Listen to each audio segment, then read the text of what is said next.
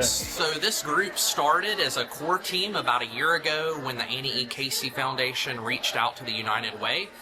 We're one of 3 counties in the state of South Carolina, Spartanburg, Greenville, and Anderson County, to look at the issue of why teens are entering into foster care. And so the idea is we are bringing groups of people together from all different sectors: faith community, nonprofit sector, public, whether it's DSS, DJJ, the Solicitor's office. We're also bringing the youth voice into the conversation and looking at these causes why teens are entering into foster care. And the purpose of this group today is to have conversations around our table and decide some solutions that we can implement in our community that might help deal with the root causes of why teens are entering into the system. And so the idea is, what would it look like in 2035 if no teen was entering into foster care? And what were the things that we did in the next 10 years to help reach that goal?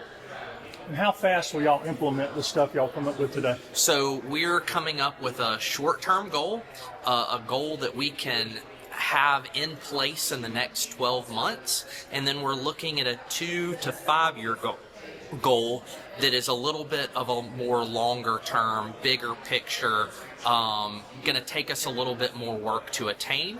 So we're looking at that short-term solution and then a long-term solution, and that's what the group's doing today. They've come up with those solutions, and then as a group we're deciding on one short, one long-term solution that we can rally around and work towards over the next 5 years. And schools are a part of this too, right? Schools are a part of this. We've interacted with every school district.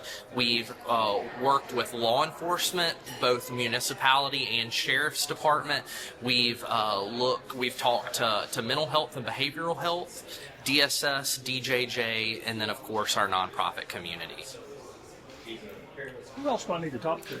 My name is Bailey Johnson. I'm the Anderson County DSS Director. And how important is this meeting here today to the future of what you guys are trying to do at DSS? This meeting is very important because it incorporates the community. We understand that teens entering into foster care is a big problem, and that problem is only solved with help from the community. Have you seen this problem growing, kids ended up in the system there? Yes. Over the past few years, we have seen an increase in teens coming into foster care.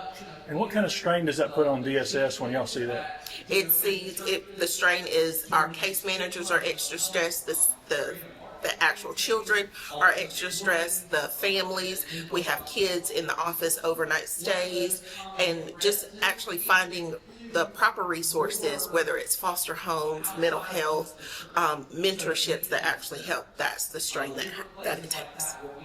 This group that's brought together here today, does it give you optimism about what's going forward? Yes. I am very, very excited on some of the discussions that we are having, because what it is doing is opening up different viewpoints of things that we didn't think about, and the smallest things we're getting ideas of help that's already here or help that can be easily accessed. And if the vision of this in 10 years are almost no kids in the system, how will that change the landscape? We will be doing what DSS was meant for a temporary solution, and to provide those long-going resources for the families to be self-sufficient on their own. Okay, I'm Stephanie Looper. I'm a senior assistant solicitor with the Anderson County office, and I am the juvenile prosecutor for Anderson County. How big a problem is this teenagers going into the system? It's a pretty big problem. We notice it a lot with families where these juveniles get detained. There may have been some conflict with the parents inside the home, and it's a situation where there's some concern with them returning to the home because there may be a charge that resulted. The victims live inside the home, whether it be the family, whether it's their parents or their siblings or something like that. And sometimes the only solution that's available to a judge is to put them into foster care while they temporarily figure out a different solution.